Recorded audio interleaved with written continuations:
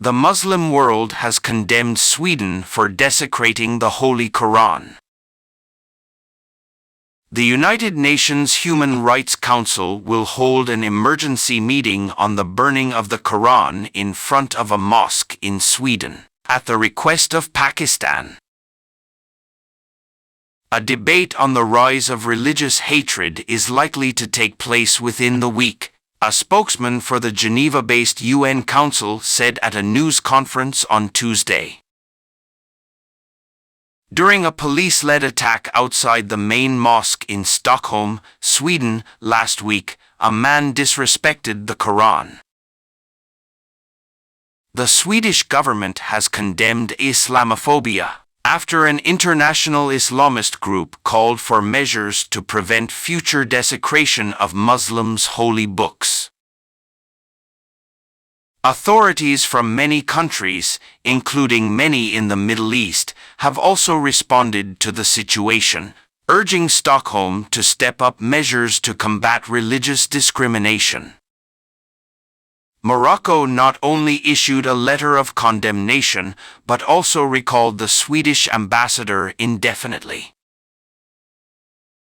The Moroccan Foreign Ministry also contacted the Swedish Prime Minister in Rabat and said, according to state media reports, it opposes the attack and rejects this bad behavior.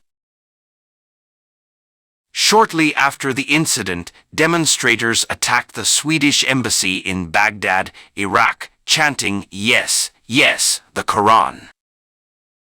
Meanwhile, Turkish President Recep Tayyip Erdogan said, "We will teach the Western people to be proud, that insulting the sacred values of Muslims is not freedom of expression." Ankara is currently suspending Sweden's NATO membership on the grounds that Sweden harbors people Turkey considers terrorists. Turkish Foreign Minister Hakan Fidan told reporters at a news conference in Ankara on Tuesday that he was worried because Sweden was unable to stop the attack. Fidan said that Turkey wants Sweden to fulfill its commitments in the agreement reached at the NATO meeting held in Madrid last year, so that Sweden can participate in military operations. After an Iraqi in Sweden burned the Quran outside a mosque, a wave of anger swept through Islamic countries around the world. Leaders of Iraq, Iran, Saudi Arabia and others expressed their dissatisfaction, saying that these activities have the potential to spark violence and undermine the feelings of Muslims around the world. On Wednesday, 37-year-old Salwan Momika, who fled to Sweden a few years ago, set the pages on fire after chewing the pages of the Quran under intense security in front of Stockholm's largest mosque. Police in the Swedish city gave him permission to protest under the protection of free speech, but later said they opened an investigation against the man for protest. The incident occurred during the closure of the annual Hajj to Mecca in Saudi Arabia, as Muslims around the world began to celebrate Eid al-Adha. These events angered Muslims around the world and pose a danger to them. Iran joined the sanctions and called for the bad, unpleasant and unacceptable burning of the Quran. The government and people of the Islamic Republic of Iran will not tolerate criticism and will not raise their voices against these practices, Foreign Minister Nasser Kanani said. The Swedish government should consider its role and responsibility in this context, while preventing further insults to sanctity, he added. Saudi Arabia, which has about 1.8 million Muslim pilgrims for the Hajj, which ended on Wednesday, also condemned the burning of the Quran. The Saudi Ministry of Foreign Affairs said, "This discrimination and repetition is in no way acceptable. Freedom is an idea. Egypt, the most populous country in the Arab world, described the burning of the Quran while celebrating Eid al-Fitr as the disgrace of the Muslims' thought. The Cairo-based Arab League described the burning of the Quran as an attack on the heart of our Islamic faith. Kuwait calls for the perpetrators of heinous crimes to be brought to justice and prevented from criminalizing the principle of freedom against an attack on Islam or the holy religion. The burning of the Quran was also condemned by the 6 GCC countries and by Morocco, which was returned by its representative in Stockholm. Saudi Arabia. This new and irresponsible attack ignores the wishes of more than 1 million Muslims during the Holy Hajj and Eid al-Adha. According to the report, Morocco summoned Sweden's temporary ambassador in Rabat and recalled its representative, in the face of the reluctance of the Swedish government. The Syrian government condemned the shame of a terrorist with the permission of the Swedish government on a holy day for Muslims. Lebanon's powerful Iran-backed Hezbollah accused Swedish authorities of committing a crime. Hezbollah urged Sweden to end the practice rather than hiding behind freedom of speech. Requested religious authorities as well as Muslim and Arab countries to take all necessary steps to force Sweden and others to prevent such incidents from happening again and to stop the spread of hatred. The Palestinian Ministry of Foreign Affairs condemned what it called an attack on the foundations of peace between human rights, tolerance, recognition of others, freedom and harmony among all believers. In addition, the Afghan Taliban government, which interprets the Quran and Sharia law strictly, reacted with anger, describing the burning of the Quran as outright contempt for the noble religion. Turkish Foreign Minister Hakan Fidan described the disrespect to the Quran as despicable. Fidan, it is not possible to allow these attacks against Islam within the scope of freedom of expression. To turn a blind eye to this persecution is to be guilty.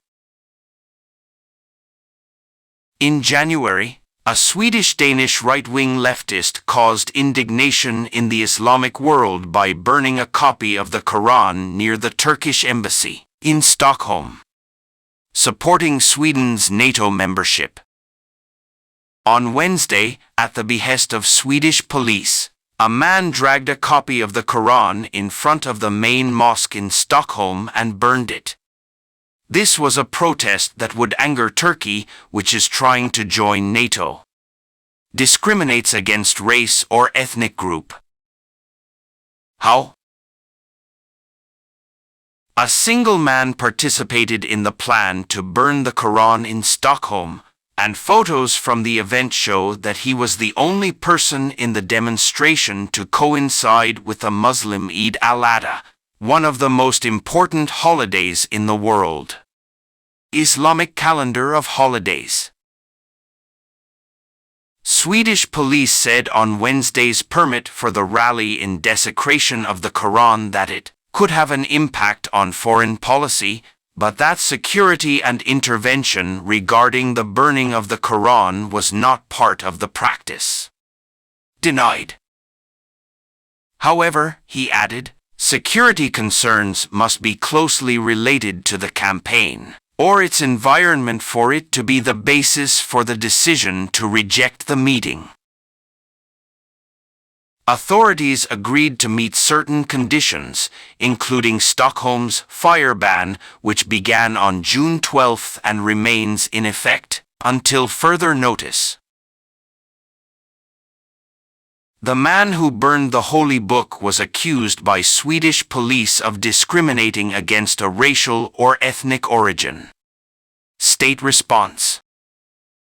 Hundreds of Iraqis were demonstrating after the Swedish embassy in Baghdad was attacked and the Quran burned outside the mosque.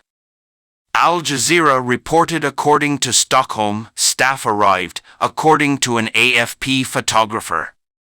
Representatives of the Iraqi government have not yet defended the country's struggle. Many protesters removed the Holy Quran and pictures of Sadr and chanted, "Yes, yes, Quran," while some protesters burned rainbow colors representing the LGBTQ community. The Iraqi Ministry of Foreign Affairs contacted the Swedish ambassador.